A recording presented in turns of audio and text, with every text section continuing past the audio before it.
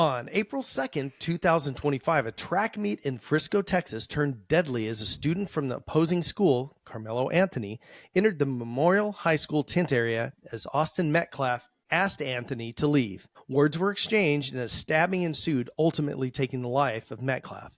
The lack of legacy media coverage, unlike the 2003 Jordan Neely, Daniel Penny incident, has raised questions about our nation's media bias and the unethical reporting to stoke division and fear. We're going to have a little discussion on this very recent incident here. We sure are, man. We're going to talk a little bit about our blurred lines we see in the scales of justice. Clearly, there depends on what the social standing is at the time and how it relates to who the suspect is and what color their skin is going to determine really what kind of justice they're going to get. So it's going to be an interesting conversation. So let's get ready for this. Yeah, definitely. Hey, y'all, before we get started, make sure and smash that like button, subscribe to Outspoken, share the show with everyone you know, and hit the bell icon to get updated when we upload new episodes. Let's do this.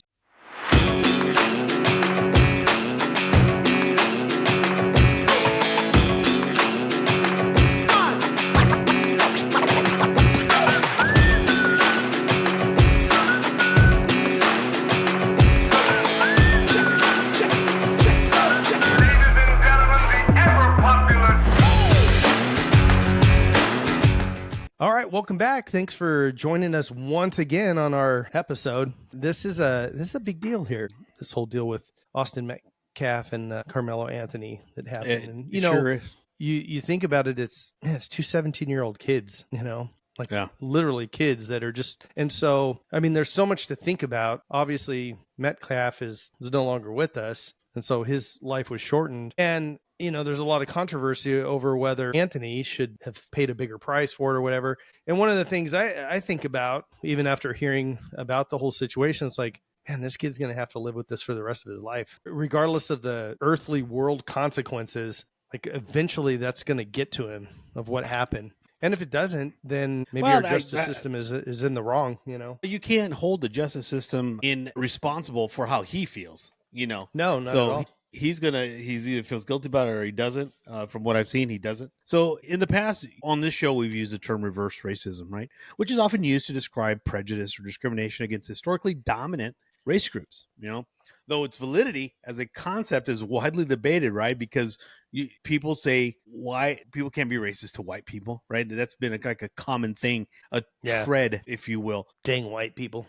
So in legal and social context, how a suspect is viewed depends on the prevailing social biases that are occurring, right? Which can shift based on historical injustices, media portrayals, and collective narratives. But who creates these narratives? The media. They create this thing about social. And then, of course, we got the media is so influenced now by TikTok, by X, by Facebook, by Instagram. There's so much stuff goes out there, misinformation. There's just so much stuff going out there. You know, social bias and presumed guilt or innocence is a big thing. And people really don't see that. The way the media frames something or how they present a narrative has a humongous impact on how people are going to react to certain things, right? And of course, the legal outcomes and differential treatment is all based on race, on color of your skin. And that's what we want to talk about because, you know, it's not just social discourse, but it's also political discourse.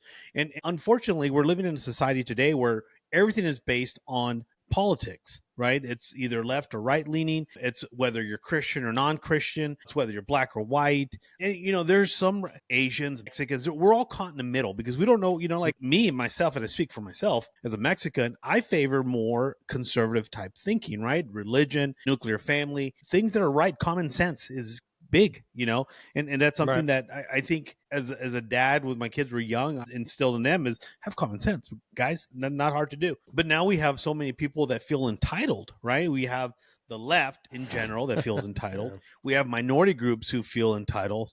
We have groups like now the MS-13 people that they feel they're entitled because white people allow them to be, right? We have the Maryland man. You know, they give them a title, the news outlets, the media outlet, give them the Maryland man. Right. You mean the MS-13 gang member? You know, like where did that happen? What happened? Like where in society did that change and why did it change? So you brought up a recent one, right? So back in May in 2023, Daniel Penny, right, which is I think he was a Marine, veteran. Yep. 24-year-old guy. Right. He was in a subway. Right. And here walks in 30-year-old Jordan Neely, right? A homeless guy. And mental illness. Of course, we talked about mental illness as well in the past. Who was abusive, threatening people, so and so, put him in a chokehold. Guy died, right? And the media went crazy with that, right? Yeah, their biggest 24/7. Their big and their biggest focus was that it was a white man yet again kills a black man, a helpless, defenseless, unarmed black man. Right. But did anyone talk about his extensive criminal record, including 42 arrests for offenses such as like petty larceny, theft, jumping subway turnstiles, and assaults? Like, does that not count? Like, it's a big deal. People are making a big deal about the 36 felony counts on Trump that has to do with real estate. But all of a sudden, Neely has a 42 count arrest record of all kinds of crimes. And it's not a big deal, right? All of a sudden, it's like, whatever. But between 2019 and 2021, he was involved in 3 unprovoked assaults on women in the subway. So, okay, granted, he has mental health issues. I think we need to start opening mental health facilities again. But that's no excuse. Clearly, the guy was on a mission. He got put down quickly. And let me tell you, man, Daniel Penny went to hell, right? He was getting hate. I never did I see anywhere where Daniel Penny opened up a GoFundMe page to help for his legal stuff, or to get relocated because he was getting threats or anything like that. He had $100,000 bond he put up and he got out, right? Look at Karmelo Anthony, bro. I don't know if you've been reading this. The guy's got a GoFundMe, right? Oh, they have it up for $600,000 was their goal. They've raised over $500,000, bro. Over $500,000, right? So despite financial claims, because they claim they have financial stress on their family because they had a bond of $1 million for him after the stabbing, right? It was reduced to $250,000, right? $50,000, right? Yeah. So what happens though next? They fear for their lives. This family fears for their lives because they're getting threats and blah, blah, blah. What do? They go move into a white community, gated community, into a $900,000 home, which they pay like $3,500 a month. Got a brand new Cadillac Escalade. Like I don't understand. Like, how is it that? And here's the crazy thing, man, is Metcalf's father just wants everything to go away. Like, he's basically said he's forgiven Anthony for it, and he wants the honor of his son's life to be remembered in the good ways, and as an American citizen, I want justice, bro. I want him to pay for what he did. He had no right to stab another person, regardless. No. Okay, so you know what? I don't care what he said. Honestly, I don't. Jay, I don't you care. And I, we have been. You guys have. You guys got some serious stuff, competition going on in bands, right? And as we do in football and wrestling, things like that, we got in fights. I know you guys did. So, but it's especially, remember when we played CV, we had rivalry, right? That was. We were, whether it was wrestling or football or track, we'd be throwing down, right? Yeah. But no one stabbed anybody. No one. I mean, we'd go as far as calling names. We'd hang up. No, you know why, man? Because if we like got in a tussle with somebody and you beat them up, you want to see them next time so you can beat them up again. Yeah. Right. Like, I remember I was going to say Pride Week, but it was actually Spirit Week. Remember during Spirit Week? Yeah, be careful. There's a big difference between those two things. Well, back in high school, Pride Week was probably something that had to do with being prideful of your school. But exactly. But anyway, we used to hang like the CV Arab dude.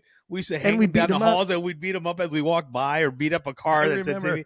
But we never got to the point where it was a seriousness like that. Throw popcorn. Right, we do. But this guy was sitting. So Karmelo was sitting in Austin's school's canopy, right? They were kicking back. He was sitting there. It's like, hey, dude, you got to go. It's not your area.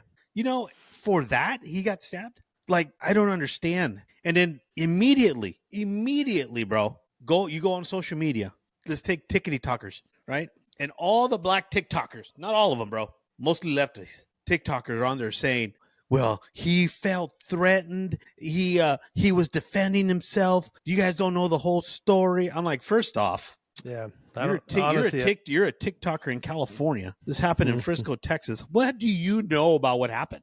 Right. First. Second and the other of all, thing is, I don't he care put what himself he in that situation. Right. He walked into the he didn't have to stab him. this is what's wrong with society today. This is what I'm talking about. Right. Where there's a group that and I'm sorry, bro. I'm gonna blame this on middle-aged white women. They're the ones that go in there and they scream social injustices, right? And they're saying it's unfair and blah blah blah. And people like Karmelo feels entitled now, right? They're like, oh, I could. But here's the message we're sending: hey, if you're a minority and you hurt somebody, kill somebody, stab someone, or shoot somebody, it's okay. Self-defense. You're a minority. You're oppressed. You have that. You have that right. You don't have that right. I'm sorry. You don't have that right. It's not fair. You don't get to do that. Anybody. It has nothing to do with skin color. You just don't have the ability to take someone's life simply because they say, get out of here. Right now, in defense of what was happening with Daniel Penny, he wasn't just standing or sitting in a subway where he shouldn't be sitting. He saw somebody that was being disruptive, aggressive towards other people. He did what he's trained to do as a Marine and take control of the situation and subdue the subject. Now, the guy died, clearly mental health issues. There was other factors, I believe, that I read. But nonetheless, he died. Tragic as it may be, it was necessary. Now you're talking about two 17-year-old kids. There was nothing necessary about that, right? No. But this is what I'm talking about, where it depends what the color of your skin is, presents that justice for you. And I think it's unfair. It's a slap in the face of the justice system. And the problem that we're having here is that we have too many AOCs. We have too many of these Iman, whatever her name is, the little raghead. What's her name? You know what I'm talking about? Ilhan Omar. That one. The little raghead. Yeah. I could say that I'm a minority. She, who hates America, right? They're always race baiting. They're always throwing these things out. They're always, hates America, hates white men and is married one. Well, they all do, bro. They're all married to white dudes, right? Stupid. Because you guys are stable and have jobs. You know what I mean? Mexicans do too, but we also have like 35 kids. So a lot of that money goes somewhere else. But it's the 800 credit score, man. That's all. you got these minorities with the 250. They're like, I need an 800. I need at least 250. Man, paying 48% interest on your loan for your Nissan Altima. Your 1998 Nissan Altima. Nissan Altima, that you bought at Bob's Garage. World of Cars. Oh, so yeah, man. Honestly, bro, I don't care what Metcalf said to Anthony. I don't care what he said. If he said, get out of here, if he called him the N-word, if he did this or that, what transpired was way too much to have what transpired for whatever words would have been said. Now, if this whole situation would have been the same setup and everything, and he punched Metcalf, because he said something rude to him, called his mama a hoe or whatever, and did something like that, still he walked into that situation and shouldn't have been there. But that would have been more of a level-headed, I guess you would say, normal high school kid thing. But the point that you made about kids having they don't fear any recourse for things that they do, right? Correct. And that has created this whole mess of kids not having a fear of doing anything, and having a weapon on school grounds and stuff like that. Bro, we wouldn't even take butter knives to school, dude, because if you got caught with that stuff, like, you were suspended. And here's the big key to that. And you and I have talked about this. Like, my grandmother, I loved her so much, and I had this ultimate respect, right? My mom too, obviously, but because she was like the matriarch of our family, right? I always had this fear, not fear of her, but fear of disappointing her. Oh yeah. And if I got suspended at school or anything like that, and it got back to grandma, dude, it would like break my heart that I disappointed her. And then there was my dad, who would kick the crap out of me if I did something stupid, right there. Right? So I had those two fears. I had fear of disappointing family and fear of reprisal from parents, right? Not so much the police, not so much the security guards at school, not all these people at home. So what does that show you? It shows you that a lot of these kids, their parents are, they're probably potheads and all kinds of other stuff, and they don't care, that, oh yeah, good you wipe the floor with that stupid white boy or whatever. And it's like, well, damn. If I would have gotten a fight with somebody of color at school and used racial slurs to him, bro, my dad would have went off on me. Like, if he would have found something like that out, there was never, like, race was never a thing for us. And we've talked about this in other episodes about, us going to school together.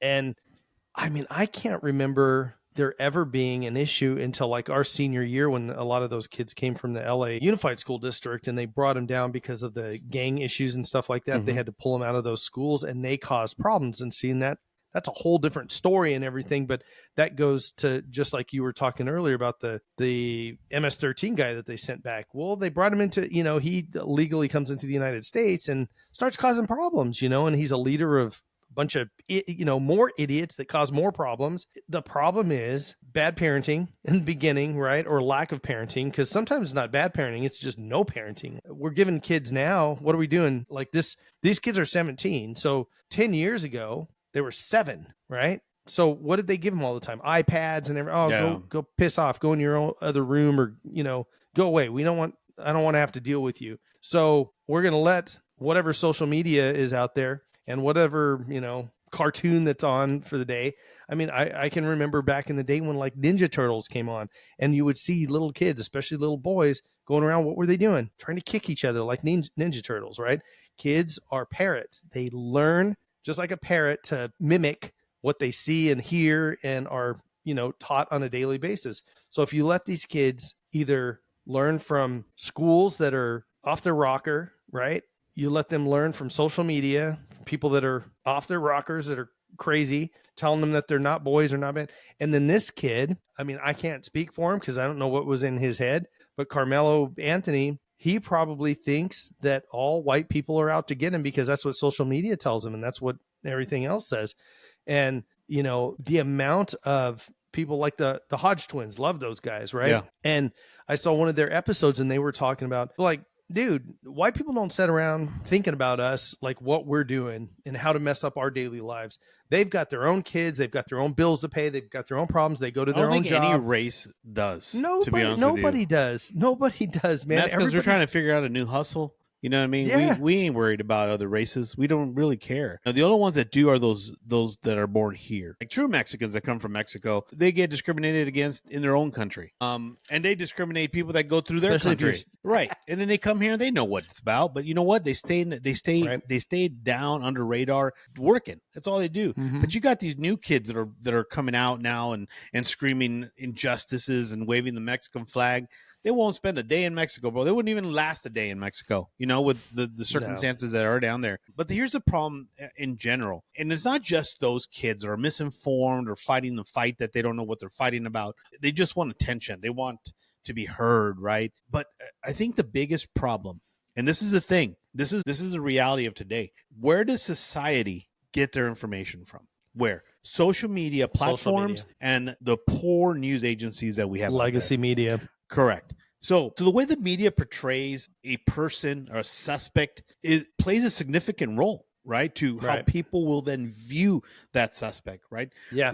For example, let me just tell you a quick example. This happened not too long ago. It was Obama. I think Obama's been on there. Old man, the senile old man that was the president before. I forgot his name. Joe Biden. Your uncle? My uncle, my tío. Yeah. They all were Tío Joe. Tío Joe. They were all men of the year for Time magazine, right?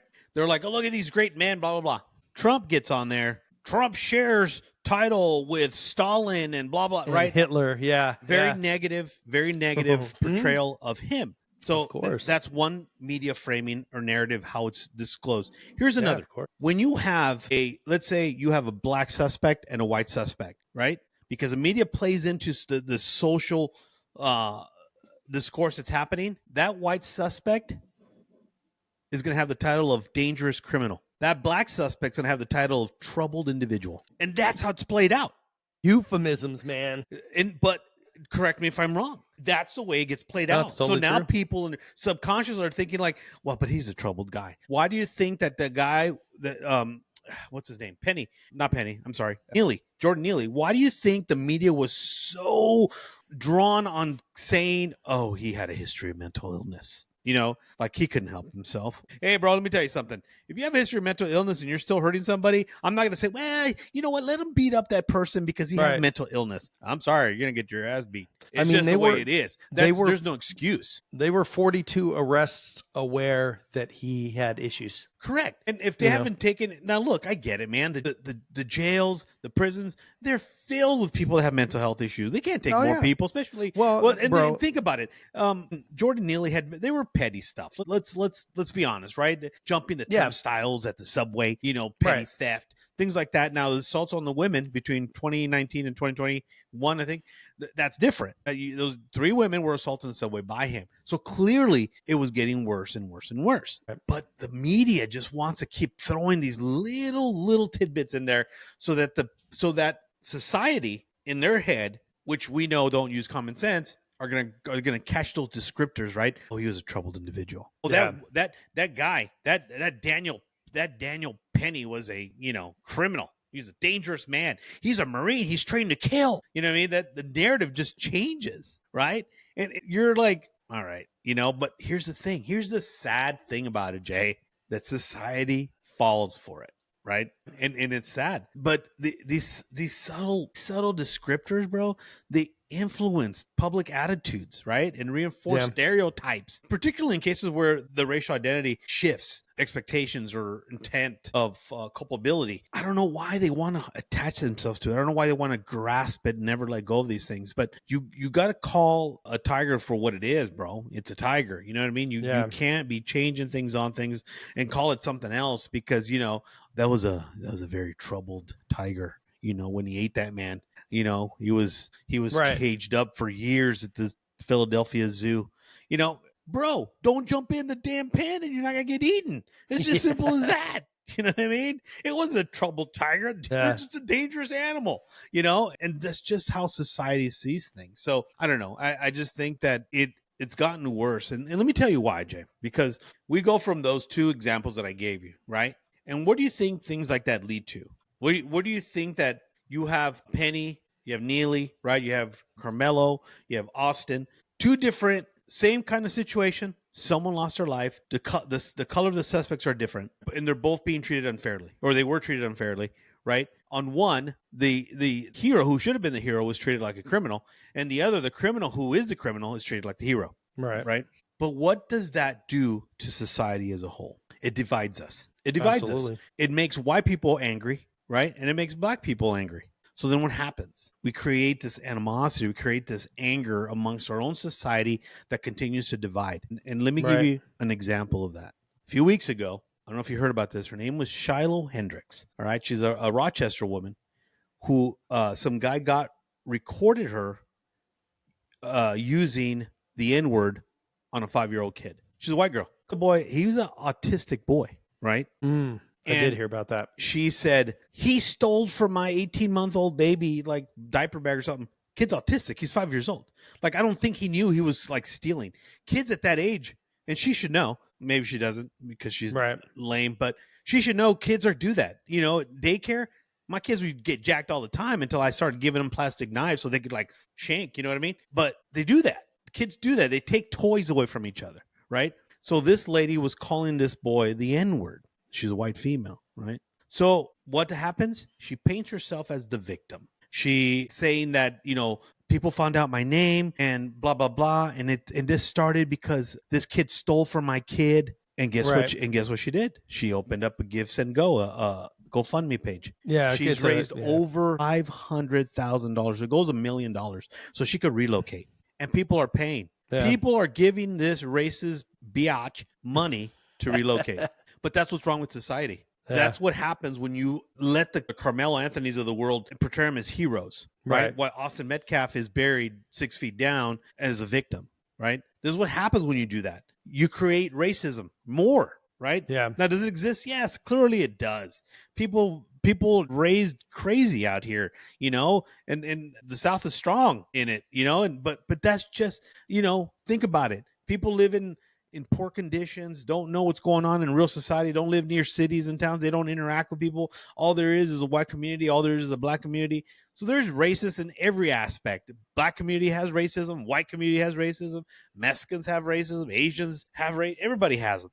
But now you're planting these seeds of hate because, again, you let the media allow these people to become heroes of sorts, become victims, right? And so now the disgusting white girl like Shiloh Hendricks, bro, over $500,000 already she's raised. Like, what's that tell you? You know? Yeah. What's that tell you?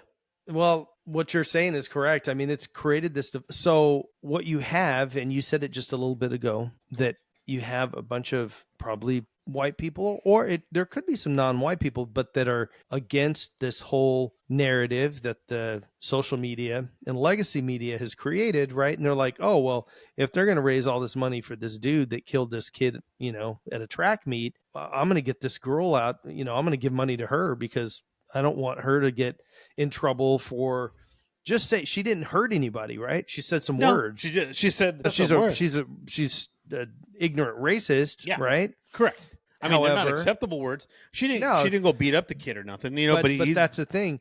So what if she would have said that, and we said somebody pulled a gun out of their purse and shot her for saying that to a young kid? Yeah. Now what would the media be on? Oh, well, you know what? She said the N-word, so it was justified that she's white and she can't say that, and she would get, well, that's crazy. Like, again, I just said it. Now I'll say it again. She's a racist. She's bigoted for, saying that. And I don't care if the kid had autism or not, or what if it's a black child, adopted by a white family or Hispanic family or Asian family or whatever, not even with black parents. You can't, it's not cool to say that. Like, if some other people come up to some white kid and they're like, you little cracker, or your kids and they're like, you little beaners or whatever, it's not cool, right? That's a bigoted, stupid thing to be saying. Well, with that, I don't know.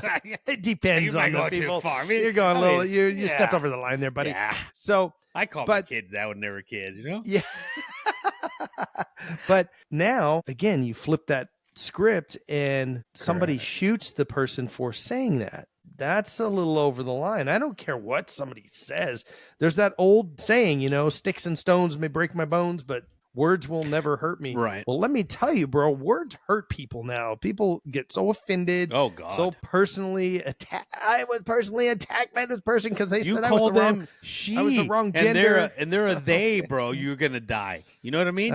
You're going to get executed, bro, by the gender police. I don't know if you know this. There is a transgender police now. And it's called Democrats. But the Democrats, yeah. But here's the thing, bro. The media. But here's the thing, and this is a sad thing about it, bro. This is what I don't like to see. I talk a lot of crap, but I never support my crap that I talk because it's just funny stuff I say. But for example, if you go and check out Karmelo's, and you guys don't believe me, go do it. You go down to Karmelo's GoFundMe page and scroll down. Because you could put a name there, you could do anonymous, you could do whatever you want. Just read some of the titles. Kill white people. Stupid things like that, bro. And I haven't looked at the GoFundMe for Shiloh Hendricks, but I'm sure there's some racial slurs in there as well. Right. But when does it stop? Like, when do we say enough's enough? When do we say, hey, man, look, media, stop pushing that color line. Stop making it about, this young black guy. Just say this young student. Doesn't matter the skin color. Bullets don't discriminate. I'm going to tell you that right now. Neither do knives, right? They go where they get directed to. That's it. So why is it so important that the media, that politicians use this color line, that they use this to create this division in society, to say you are a minority and you've been treated so poorly for years, and now it's time for you to stand up. Like, you create your own destiny, bro. Like, you do your own thing. You're like, if you want to be a victim, then you'll be a victim, right? And you'll always be a victim.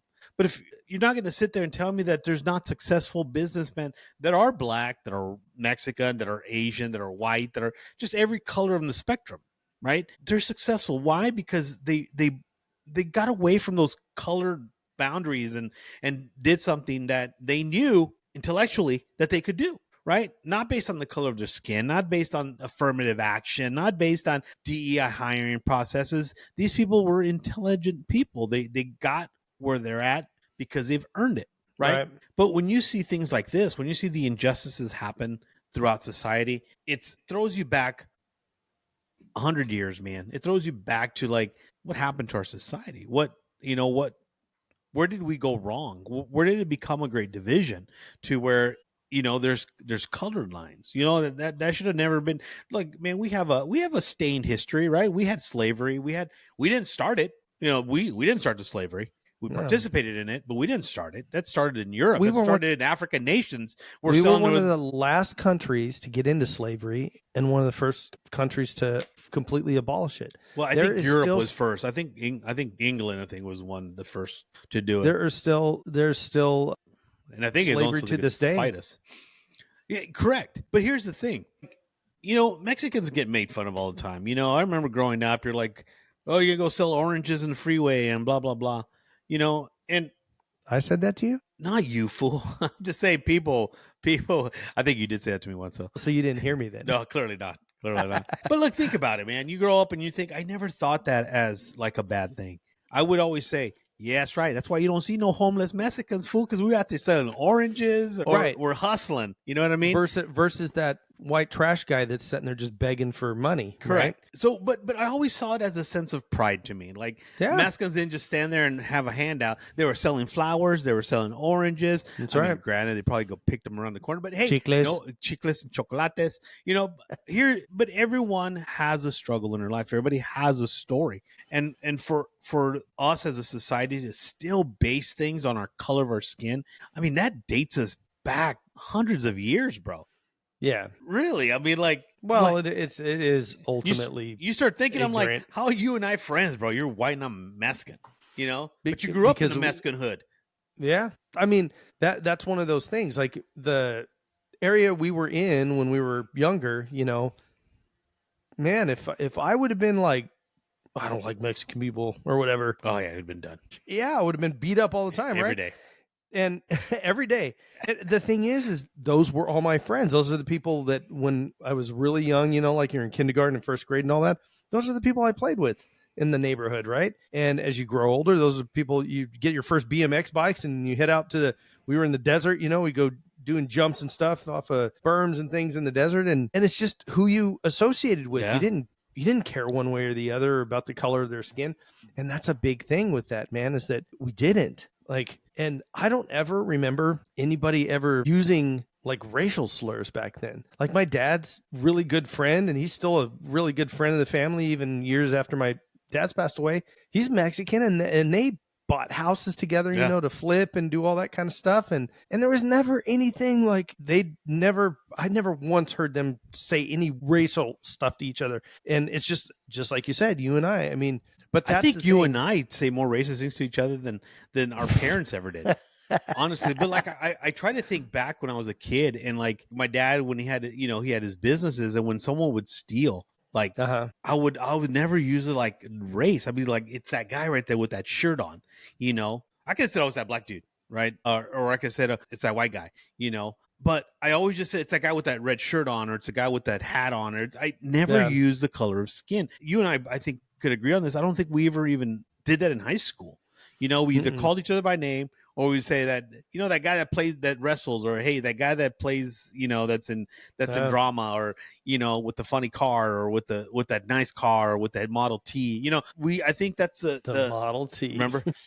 I think those were the descriptors we had. We never really used like color of our skin. We always, I think the biggest thing we used was, oh, it's those stoners over there, or it's the right. It was the jocks, or that's right. It was style groups. The styles of people, and and like the genre those of the time. Right. Those are the nerds. Those are the band kids. Those are the drama kids. Those are the football players. Those are the cheerleaders. Smokers.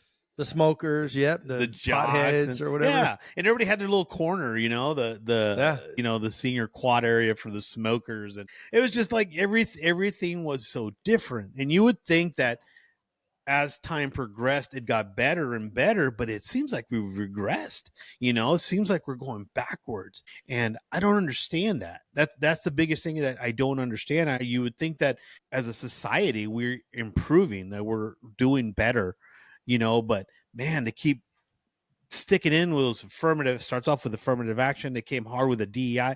That last administration came hardcore DEI, like porn hard. You know what I mean? They came in with that DEI, and you did not just say that. Yeah, I did say.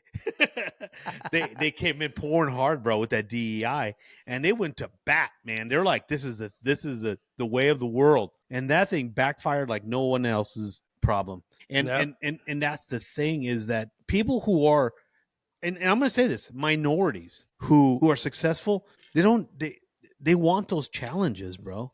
They don't want to be considered because they're Hispanic. Now, if some money comes with it, all right, now we're talking different, right? Because now we're talking about, a different aspect of it, money. But that should be regulated by not your race, but by your living status. Like if you poor as hell and you need money to go to college and your grades are there, let's take you. Let's give you this grant. Mm-hmm. Let's give you this money. Right.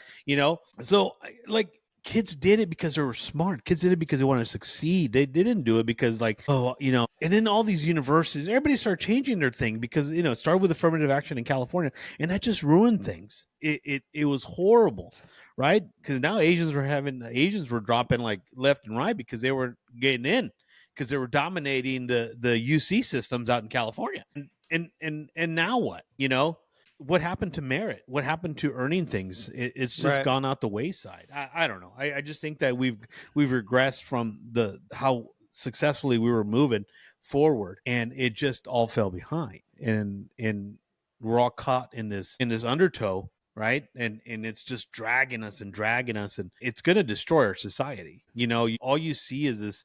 And it's hyper focused by the media, of course, how the violence is out there, and they're so quick to point out race, bro. And you can't even go to Google News and, white girl, Shiloh Hendricks, it's just like, oh, man, let it go, people. Let go of the race. Just say this, ignorant white girl from Rochester. Ignorant, bigoted girl did this. Yeah. It's calling a poor child who is autistic, 5 years old, a thief, man. Yeah, well, at 5 years old, bro, I was taking that free gum. Remember those little branches candies they had at the supermarkets? Yeah, I used to be jacking those, bro, when I was that age. All the candy by pound or whatever it was. Yeah. My mom would turn around before you know my cheek was all busted out like this. Yeah, and she'd slap me, bro, and all this candy would come out, and she'd make me go grab the wrappers. So we had to pay for them, bro. Yeah.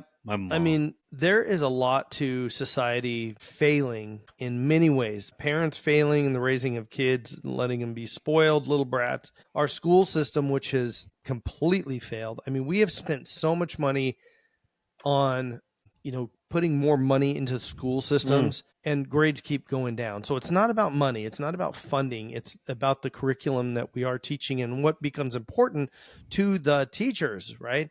So you have great teachers that are out there that are trying their best to do the right thing. And then you have all these other teachers that are just, they're worried about what flag is hanging in the classroom and what gender they're, and, telling their kids about their sexual orientation and all that. None of that crap matters when it comes down to skill levels. So when you fast forward to these kids being adults, they did not have a solid background, and they weren't held accountable for all the things they've done. There is a reason that kids like, most Asian kids and, kids that are like from Japan and stuff, why are they beating everybody else so much? Well, because their family life and how they're brought up is so much more structured, and they have a lot of expectations for their children, right?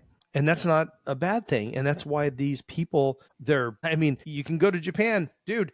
We were talking about Daniel Penny and Jordan Neely. They were in a New York subway. Okay, there's some video and pictures of that. Take a look at that subway and look at the graffiti and look at everything. And you got all, obviously he's not the only crazy guy that ever has been on a New York subway, right? Now, go to a subway in Japan and look at the lack of no graffiti anywhere. Cloth seats, not plastic seats, cloth seats, because nobody's going to pull a knife out and rip the seats up or do stupid stuff, right? You're right. You have a completely different society because of how they raise their children. And the children are raised with, like I started at the beginning of this, I had this fear of disrespecting my family, my grandmother, and a fear of my dad beating the crap out of me if I did something wrong. That is what these other societies that look so great, and why some places in the United States still have that. Why? Because all the family, the community is the same. I'm not saying the same color. I'm saying they have the same mindset to raise all the children in that community in the proper fashion, right? When you get into big cities where you have all these different progressive ideas and everything, let them do whatever they want, whatever they feel like. Well, what if they feel like lighting leaves on fire out in the yard? That's what they want to do. Is that what you let them do? Listen, kids want to jump off of buildings and stuff, right? You don't let them do that. You need to mold kids the direction that would best benefit them in their adult lives. And we're not doing that now. We're not sending kids out with their strengths. We're sending them out with these weaknesses that have been drummed up in their mind based on things that they see on social media, right, and idiotic teachers and or parents that are filling their heads full of nonsense. So I don't know if it's going to be something that we can really turn around, dude. It's such a massive thing. It's just like the homeless issue, you know? You're right. But here's a problem that we have, and you mentioned it earlier. So I love this country. Don't get me wrong. I think we live in one of the best, not one of the best countries in the world. However, do we have issues here in America? Absolutely. Do we have opportunities? Absolutely we do, right? America ranks number 1 in total wealth, right? You know, that's how we roll, right? Ranks number 1 in military power, right? Because that's, again, how we roll. Ranks number 1 in technology, right? Again, how we roll. Ranks number 1 in imprisonment, right? Because that's a proud moment. That's how we roll, mommy and daddy. Yeah, we have the highest incarceration rate in the world. We really do, right? Over 2 million people are in prisons and jails in the U.S. What do we rank low at? We rank lower than most developed nations in healthcare. Even though we have some of the best facilities, we still rank lower because of the efficiency and the affordability. Education, we rank first globally in education. Yep. You know, I think our biggest challenges in education are K through 12, where you have countries like South Korea, Finland, and Netherlands who rank higher, who are top notch in K through 12. Clearly, our focus is K through 12 education.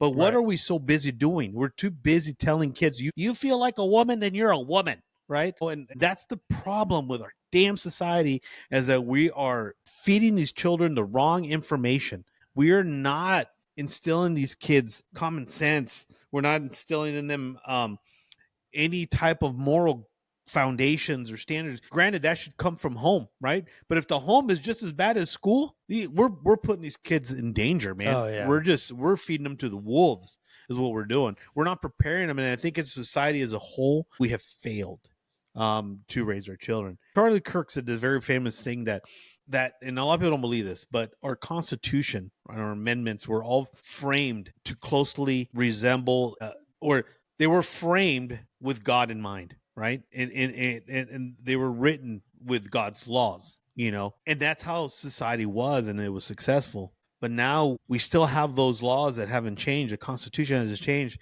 but now we have a non-Christian society, and they're not compatible, you know, and it's causing conflict. It's causing chaos. You know, the other day we were talking about how Christianity is improving. It really isn't. Christianity is kind of going down. Atheism is kind of going up. Why? Because of all the misinformation that's going on. Everybody that's, you know, but you have problems everywhere you look, Jay. There's problems in society, and we're not doing anything. And the media is not doing anything to help. Politicians aren't doing anything to help.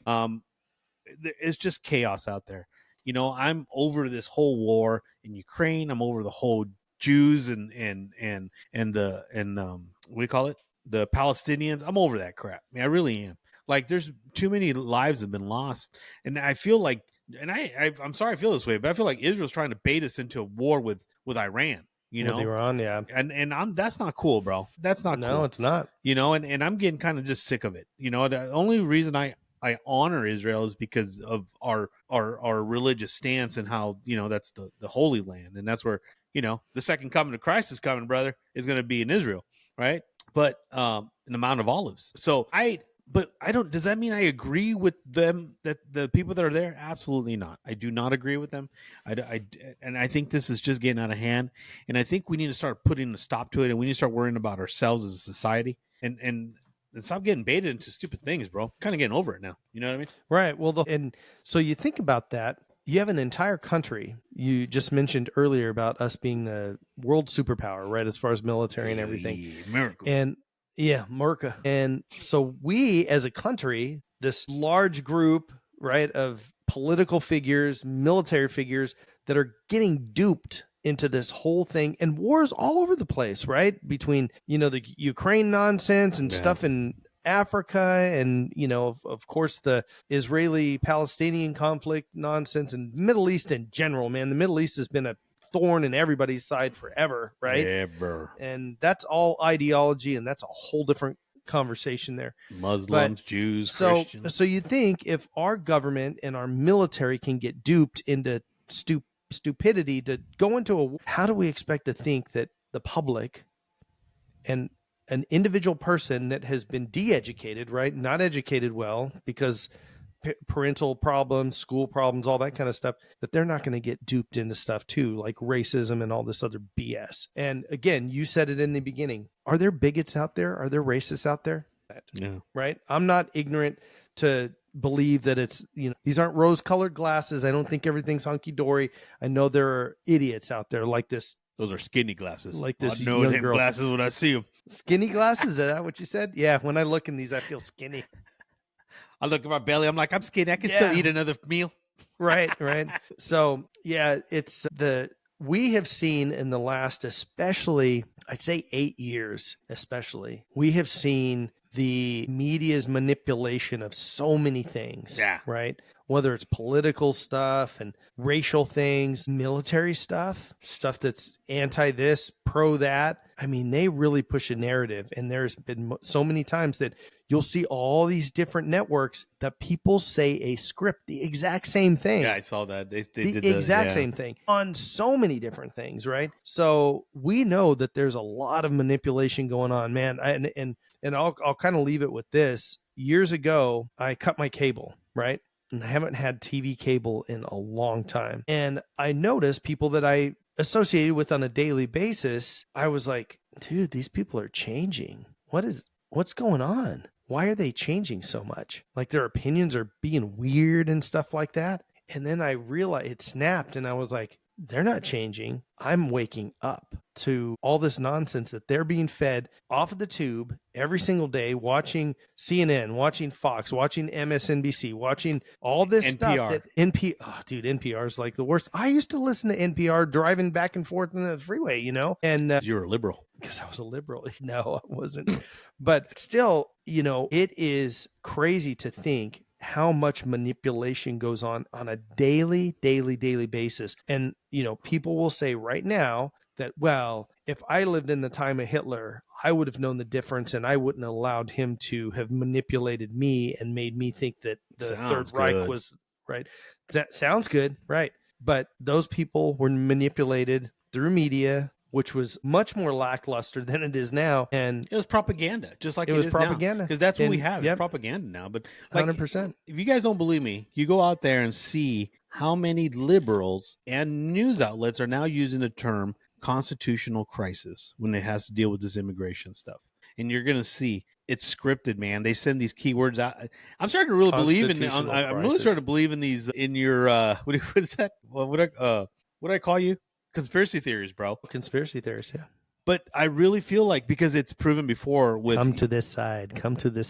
Because they've proved it where the Biden administration was feeding media like say this, spread this out. It's social media and everything like that. Absolutely. So I think they're still doing that in a sense. Some of these lefties still have connections because you go in there, just type in the keyword constitutional crisis, and you'll see every lefty saying it because of this immigration. Hey man, let me tell you something. I'm not surprised about this immigration stuff. And like the Borders Czar said, we're not deporting American citizens. We're deporting their moms or their dads, whoever's not the citizen. Now, the child has an option to stay here with the dad or the relative. If they choose not to, they're not being deported. They're going into free will. Now, we're splitting hairs. right? But the point is, a lot of these illegal immigrants are getting taken back are people that have criminal history, man. People are like, oh my God, he's a student. Yeah, that student got busted with child porn a few months ago. I'm sorry, he's going back, and I'm okay with that. We have enough of our own here. We don't need any more. And it's just, that's the way it is. And they were very clear. If you happen not to be a criminal, but are hanging out with these guys when we do these raids and you're illegal, guess what? You're going back too. 2 for 1, a twofer. That's what we call the cigar world. Twofer. A twofer. But it is what it is, guys. And I think that as a society, we need to get away from listening to the media, listening to politicians, and do what's right. Don't base things on people's color of their skin. Base them on their, as a person. Are they doing good based on what you feel is a moral standard? And if they're not, then shoot them away. Don't be part of their life and don't have them be part of yours. But don't base people on the color of their skin. I met some of the nicest people because of who they are, not because of the color of their skin. And that's why I guess you and I both have a variety of friends that from all corners of the world. We have a Neapolitan friendship. We do. There's a guy I talk to. I can't even understand half the shit he says, but you know what I mean? We figure it out. It just happens to be that way. But I think society would be a much better place if we learn to play right, like we did in the little sandboxes. Yep. Get along. Yeah. Get along, little doggies. Well, guys, before we get out of here, make sure and smash that like button, subscribe to Outspoken, share the show with everyone you know, and hit the bell icon to get updated when we upload new episodes. More than ever in this episode, everybody, make sure you take care of one another. And remember, do better, be better. And as always, God bless America. We'll see you next week. See you next Tuesday.